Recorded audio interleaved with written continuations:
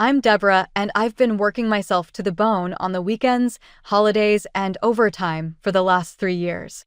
I took everything. Because I never took vacations and constantly volunteered for additional shifts, my coworkers thought I was insane. There were rumors that I was attempting to leave a failing relationship. Others conjectured that I was saving for a far-flung global vacation. The truth was unknown to them all. I was saving for my parents' house, not for myself. For over 30 years, Mom and Dad have resided in the same dilapidated home. The flooring in this little two-bedroom home are creaking and the paint is flaking. Whether it's the noisy new neighbors who moved in last year, the pothole on their street that the city never fixes, or the fact that the closest grocery shop is 15 minutes away, Dad always has something new to moan about when I visit. I would imagine the day I would give them the keys to a new home while I sat there grinning to myself. A pleasant location with clear roads and amiable neighbors in a great neighborhood. A location free from continual annoyance where they might enjoy their retirement. The predicament of our parents never appeared to concern my younger sister, Claire. She was 27 years old and shared a downtown flat with her boyfriend, Todd. Since graduation, Claire had changed jobs frequently, always looking for the next great thing. She never really worked out what type of business she would establish, but it was her current preoccupation. Our parents had a family supper every Saturday. There was a consistent pattern to these dinners. Mom would spend the entire day cooking. Dad used to pour wine that was too costly for them to afford. And Claire's most recent thoughts would take over the debate. At one supper, she eagerly waved her fork and declared, "I'm thinking of launching a line of organic dog treats. The market is practically untapped." With rapt concentration, Mom and Dad set down their spoons and leaned forward. As I waited for a moment to share my personal news, I pushed food around my plate. I eventually added, I got promoted to senior financial analyst as Claire paused to catch her breath. It comes with a substantial rise and better benefits. Mom responded, "That's nice, dear," her gaze quickly returning to Claire. "So, Claire, would you bake these treats yourself?" Even the sting had subsided. My role as the less intriguing daughter has become second nature to me. Claire was the imaginative, free-spirited, and ambitious one. I was simply the dependable one who always contributed with the expenses and had a regular job. And I was a big help. I wrote the check when Dad required dental work that their insurance would not pay for. I covered the cost of replacing their water heater when it broke in the midst of winter. Guess who provided the initial money Claire needed for her 3-month-long handcrafted jewelry business? But I continued to save in spite of everything. Every tax return, bonus, and rise went directly into my housing fund. After 3 years of living like a hermit in my cramped apartment, eating ramen noodles more often than I'd like to admit, I finally had enough for a down payment. I reached out to my friend Melissa, who worked as a realtor. "I need a house," I told her over coffee one day.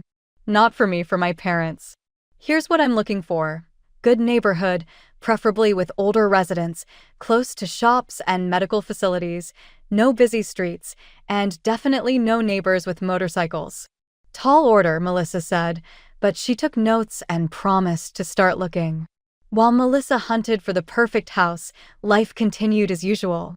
I worked, I saved, and I attended Saturday dinners where Claire announced her latest business idea. Now it was custom-painted sneakers, while our parents hung on her every word. At one of these dinners, I couldn't help smiling to myself, knowing I was getting closer to my surprise. The down payment money was ready, and Melissa had a few promising leads. "What are you grinning about?" Claire asked, interrupting her monologue about shoe design. I blinked, caught off guard. "Oh, just got some good news at work. Another promotion." Claire rolled her eyes dramatically. "God, Deborah, you're so easy to please. A pat on the head from your corporate overlords, and you're grinning like you won the lottery. Meanwhile, I'm working on becoming independent. Todd and I have been developing a business plan for a boutique marketing agency. Once we get it off the ground, we'll never have to answer to anyone again." Mom leaned forward eagerly. "That sounds wonderful, sweetheart. How much would something like that cost to start?" Claire casually twirled her fork. "Around $200,000, give or take." Mom gasped. That's a lot of money. Where would you get that kind of money? Dad asked. Then, as if choreographed, they all turned to look at me. I felt my face grow hot. What? Well, Mom said carefully, you've been doing so well at work, with all those promotions and bonuses you're always mentioning. I don't have $200,000 lying around, I said flatly. Claire snorted. Of course not. You never want to help me. You just like to lord your success over everyone while keeping all your money to yourself. I've helped you plenty, I shot back, before I could stop myself. Remember your jewelry business? Your food blog? Your photography studio? I invested in all of those. And what happened? They all failed within months. The room went silent. Claire's face turned scarlet. She pushed back from the table and ran to the bathroom. When she returned 15 minutes later, her eyes were red and puffy. She didn't speak another word to me all evening. Mom and Dad kept giving me disappointed looks, as if I'd kicked a puppy instead of stating facts. I'm sorry, I finally said, just to break the tension. I should get going. I drove home feeling like garbage.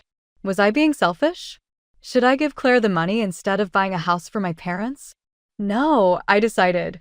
Claire had proven time and again that she couldn't stick with anything. If I gave her that money, it would vanish into another failed venture. Besides, this house wasn't just for my parents. It was for me too. It was proof that I mattered, that my hard work meant something. A month passed, and I threw myself into work even harder than before. The sting of that disastrous dinner faded as Melissa sent me more and more house listings. She was a godsend, filtering properties based on my specific requirements and scheduling viewings around my hectic work schedule. This one's promising, Melissa said one evening, showing me photos of a single-story ranch house with a neat front yard. 3 bedrooms, renovated kitchen, quiet cul-de-sac with mostly retirees. There's a grocery store and pharmacy within walking distance. I scrolled through the pictures, imagining Mom and Dad there. The kitchen had the farmhouse sink Mom always wanted. The backyard was small but manageable. Dad wouldn't complain about mowing it. The master bedroom was spacious with large windows, unlike their current cave-like room. It's perfect, I said, feeling a flutter of excitement. Let's make an offer. The process moved quickly. My credit was excellent, my down payment substantial, and the sellers were motivated. Within weeks, I was signing mortgage documents, still giddy with anticipation of my parents' reaction. The house was empty but full of potential. I walked through the rooms, mentally placing my parents' furniture in each space. Mom's antique hutch would fit perfectly against that wall. Dad's recliner would face the large living room window with a view of the quiet street. I'd have to help them move, of course, but that would be part of the surprise. Saturday dinner came around again. I hadn't spoken to Claire or my parents since our argument, but this news couldn't wait. I pulled up to their familiar driveway, practiced my announcement in my head one last time, and stepped inside with a bottle of champagne. Claire was already there with Todd, gesturing animatedly to our parents. When I walked in, the conversation abruptly halted. What were you guys talking about? I asked, setting the champagne on the counter. Claire shrugged. Nothing that would interest you. I didn't take the bait. Actually, I have some news to share. What is it? Mom asked, not looking particularly interested as she stirred something on the stove. I took a deep breath. I bought a house. It's in Oakwood Heights. 3 bedrooms. Great neighborhood. Close to everything. I'm having a housewarming party in 2 weeks and wanted to invite you all. I didn't mention that the house was actually for them. That revelation would come at the housewarming, when I'd have all their friends present to witness their joy and gratitude. I'd even started the paperwork to transfer the deed to their names after the party. Claire's face flushed crimson. She jumped up from her chair and thrust some papers at me, the same ones she'd been showing our parents when I arrived. How could you? She shouted. Todd and I have been planning our business launch for months. We showed Mom and Dad our business plan today. We need investors, and you know it. But instead of helping family, you go and buy yourself a fancy house. I stared at her, dumbfounded. Wait, you actually expect me to fund your business after all your failed attempts? Why would I do that instead of meeting my own needs? Because that's what family does. Claire screamed. God, you're such a selfish bastard. You've always been jealous of me. Todd had the decency to look embarrassed, but he stood by Claire's side as she grabbed her purse. Come on, Todd. I can't stand to be in the same room with her. They stormed out the front door, slamming so hard that Mom's decorative plates rattled on the wall. I turned to my parents, expecting them to acknowledge how unreasonable Claire was being. Instead, Mom shook her head slowly. Deborah, couldn't you have helped your sister instead of spending all that money on yourself? She really needs this chance. Are you serious? I asked, my voice barely above a whisper. I've helped her with every harebrained scheme she's cooked up. I've helped you with bills and repairs. And now I'm selfish for buying my own house? Dad wouldn't meet my eyes. Claire has real talent, Deborah. She just needs a proper chance to prove herself. I looked from one parent to the other, suddenly seeing them clearly. They would always take Claire's side. They would always think she deserved more, no matter how many times she failed, no matter how hard I worked. I need to go, I said, leaving my untouched dinner plate and the champagne I brought to celebrate. I drove home in a daze, hurt and angry, but still clinging to my original plan. After all, they didn't know the house was meant for them. Once they realized what I'd done, how hard I'd worked to give them this gift, surely they'd see how much I cared. The surprise would fix everything. The next day, I went online and posted photos of my new house on social media, announcing my housewarming party. I tagged friends, coworkers, even distant relatives, everyone I could think of. The responses flooded in with congratulations and confirmations to attend. I sent a separate message to my parents and Claire, giving them the date and time. No response came, but I wasn't worried. They'd calm down and come around. They had to. This house was for them, after all. I spent the next 2 weeks painting, decorating, and preparing for the party. I chose colors I knew my mother would love and arranged furniture with my father's habits in mind. Every decision was made with them in consideration. Then, 2 days before the housewarming, I heard a sharp knock at my apartment door. When I opened it, Claire stood there, arms crossed and eyes blazing. We need to talk, she said, pushing past me into my living room. I crossed my arms. What do you want, Claire? She paced around my living room like she owned it, running her finger along my bookshelf, examining the framed photos of my college graduation. I want to talk about that house you bought. What about it? You need to sell it, she said flatly, turning to face me. Sell it and give me the money for my business. The way she said it, so matter-of-fact, as if I'd definitely agree, made my blood boil. Are you out of your mind? I'm not selling my house, especially not to fund another one of your failed ventures. Claire's face darkened. Failed ventures? What the hell is that supposed to mean? It means exactly what you think it means, I said, finally letting years of frustration pour out. The jewelry business I gave you $5,000 for, that lasted 3 months. The food blog I bought camera equipment for, that you abandoned after 6 posts. The photography studio Mom and Dad helped you rent, that you used twice before deciding photography wasn't your passion after all. Those were learning experiences, Claire shot back. Every entrepreneur has failures before they succeed. Right. And how many learning experiences are you entitled to at other people's expense? She stepped closer, her voice dropping to a dangerous whisper. You don't get it, do you? You never have. You're so boring and ordinary with your corporate job and your retirement plan.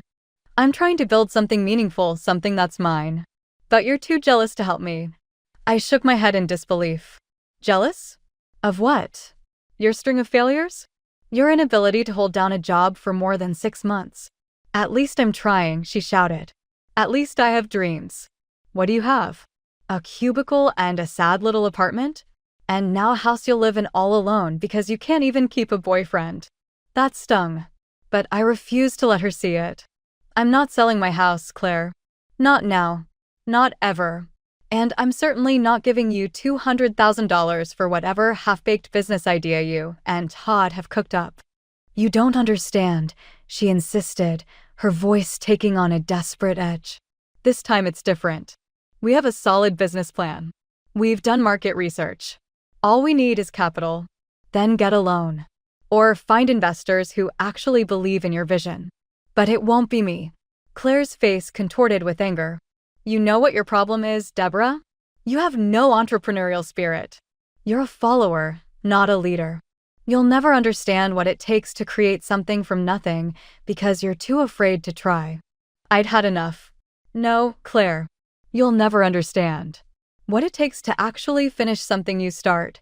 You don't have an entrepreneurial spirit. You have commitment issues. You jump from idea to idea, expecting everyone else to fund your journey of self-discovery while you figure out what you want to be when you grow up. The color drained from her face.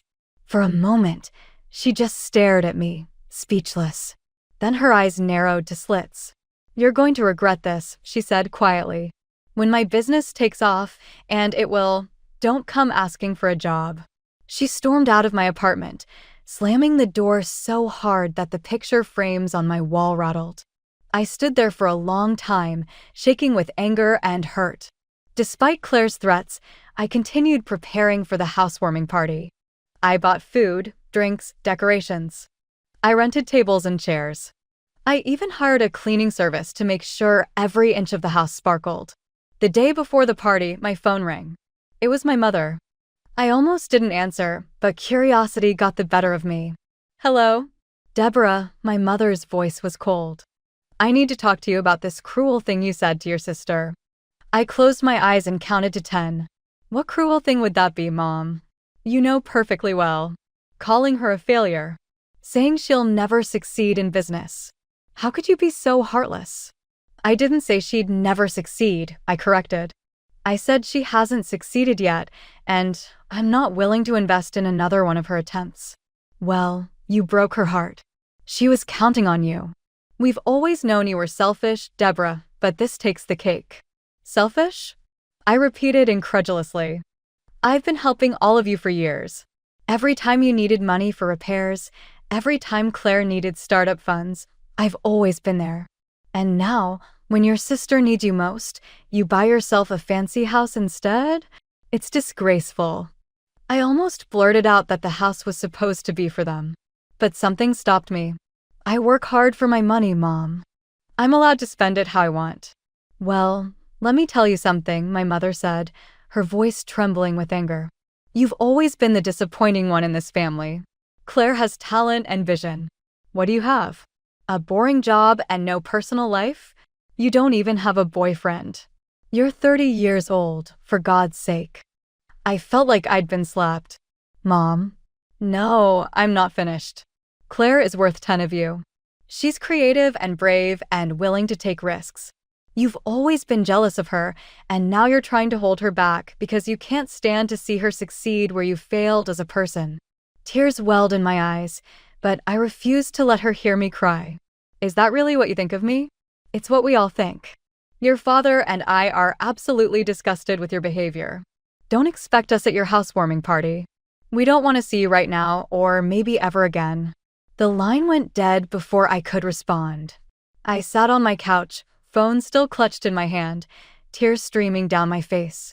In that moment, something hardened inside me. The house I bought with such love and hope suddenly seemed like a monument to my own foolishness. Why had I killed myself working to please people who would never be pleased with me?